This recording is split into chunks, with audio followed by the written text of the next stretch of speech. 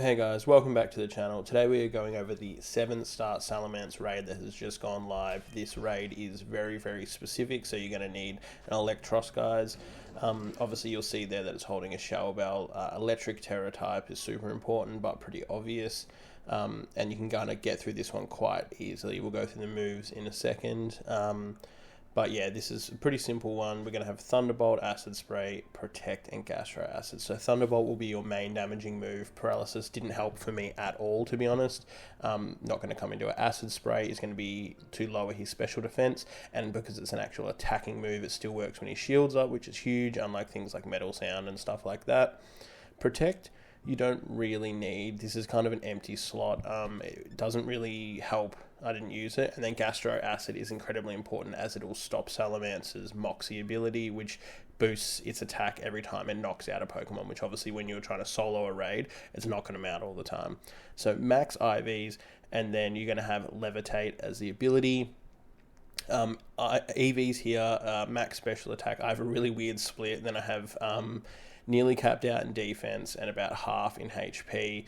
I'll put the actual numbers in the description, but yeah, it's a very odd layout. I'll give you guys some insider knowledge. It's because I'm too lazy to go get the berries, and I had it set up as a defensive build for this Eelektross. But I have soloed this now about 6 or 7 times with and without Intimidate NPCs, so I wouldn't worry about it too much. Probably go max HP if you feel more comfortable, but if you have a defense and you don't want to use all the berries, just do what I've done there. So let's get into it, guys. Super straightforward setup there, but the raid is actually a little bit difficult itself. So I do have an NPC with Intimidate.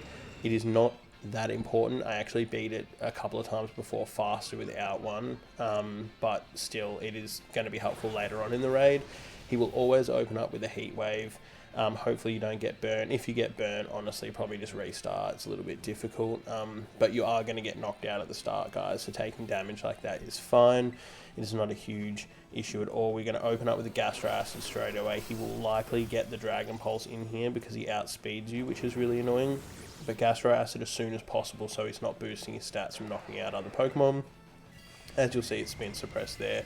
Then you're going to want to do and go all out Cheer, because this will boost your damage by 1.5 times for the entire raid if you get knocked out within the 3 turns of using it. It's a bug that's been in forever, guys, and it's super helpful here. So we've just popped that up there with it and then been hit by that Dragon Pulse. That's fine. Acid Spray, if you can get one off, you're going to be in a very good spot. If you can't get one off, this is going to be a little bit more difficult, so we do get lucky there. Going to hit him with the 1, going to get knocked out, which is fine. It will chew into our time a little bit, but we still clear this pretty straightforward. Funnily enough, right there in the video, that is the only time he has ever used Flamethrower on me with this build. Very weird. Never seen him do it in 6 or 7 raids. Very odd, but there we go. He's going to knock us out, which is going to apply that 1.5 times damage multiplier, which is great. Then he will nullify your stat changes, which is lucky for us because we're not using any on this build. We're not using any on this build at all because he actually does it twice. So it's super annoying, and it really pushes you into the box of having to use Eelektross, basically. Then you're going to want to use another Acid Spray. It harshly lowers his special defense, which now means he will be at 4, -4, because you've used it twice, so you want to get it to -6, which you should be able to do here. There we go. Acid Spray for the final time. Going to put him at -6. You will be in range of getting crit, and if you do, that is probably raid over. Again, guys, crits always ruin everything. It's just bad luck. You can still keep going. Just restart the raid. It's definitely not worth the hassle of trying to recover it. There we go. Didn't take too bad there. He does nullify stat changes for the 2nd time at that time. There we go. We're going to Terastallize and use Thunderbolt. You're going to see it does a huge amount of damage, which is when the Shell Bell is going to come back into it and obviously heal us up, which is really good. And from here, it gets a little bit tricky when he does lose his shield, so we'll continue on through that. So we're just going to use that Terastallize Thunderbolt. You'll see it does a huge amount of damage here, which is really good.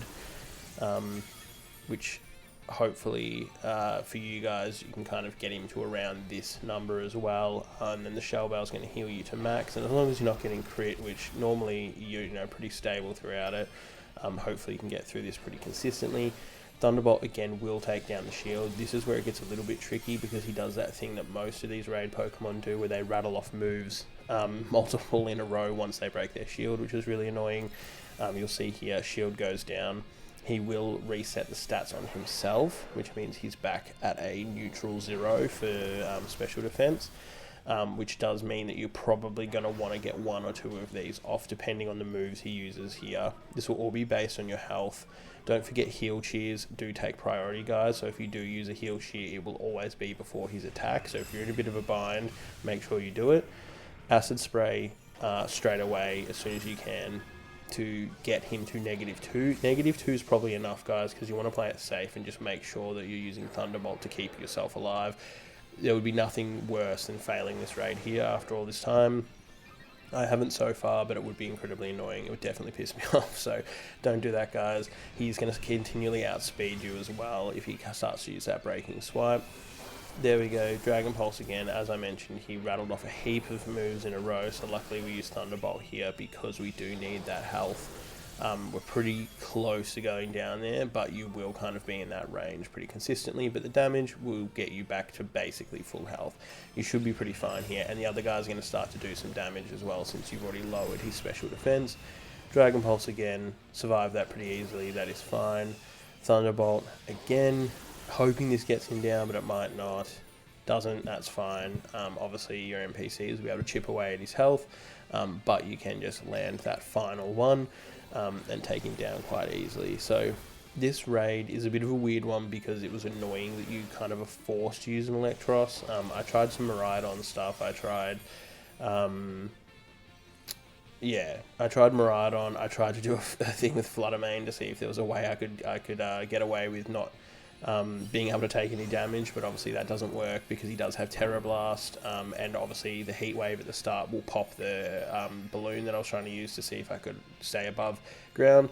So obviously Levitate is key for this one, guys. I didn't really talk about it, but you will need Levitate if you're going to build your own builds, guys, which you go for it. Tell me if you have anything interesting that solos is really easy, but you will need Levitate because he does start using Earthquake. So obviously you didn't see Earthquake in this. That's because he won't choose to use it when you've got a Pokemon that has Levitate. But other moves you have to be aware of as well. Breaking Swipe, you will have Flamethrower as well in the background. But yeah, if you use this build, guys, you should be able to get through it pretty easy. Obviously got some Herba Mystica there. I'm going to continue to farm that. If you did find this video helpful, guys, please leave us a like. It really, really helps out the algorithm. Channel's been growing like crazy lately, which is really cool. And make sure to comment what builds you've used. Super interesting to see what you guys come up with. And please subscribe if you do like the channel. Again, obviously that helps us out a heap. We're going to be moving into more Pokemon content when Pokemon Legends ZA does launch. I've got my Switch 2 locked in, so I'll do a review of that as well, guys. But thank you for all the support. I hope you have a good Easter. Hope you clear this raid super easy, and we'll see you in the next one. Peace.